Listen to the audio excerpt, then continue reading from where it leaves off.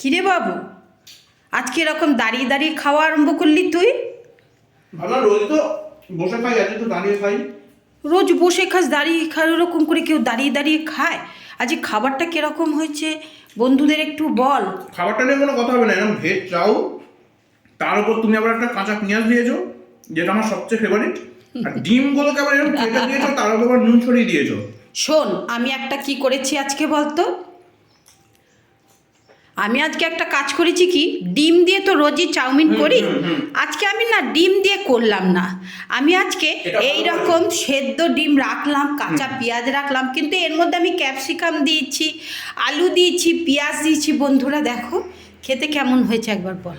খুব সুন্দর খেতে হয়েছে। খুব সুন্দর খেতে হয়েছে। সস ফস কিচ্ছু নেই, সস ছাড়াই খাচ্ছি, কিন্তু খুব সুন্দর হয়েছে খেতে। আজকে ডিমটা যে এরকম ভাবে যে হাফ করে দিয়েছো, হ্যাঁ হ্যাঁ, ডিমটা না মিশিয়ে দিয়ে এটা খুব ভালো করেছে। ডিমটা মিশিয়ে দিলে কি হয় বলো তো?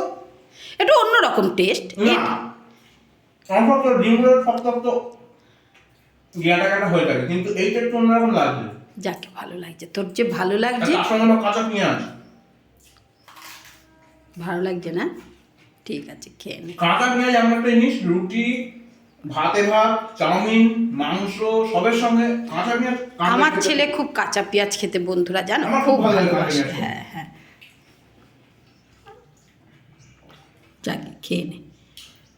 চাউমিন খুব টেস্ট হয়েছে। ঠিক আছে।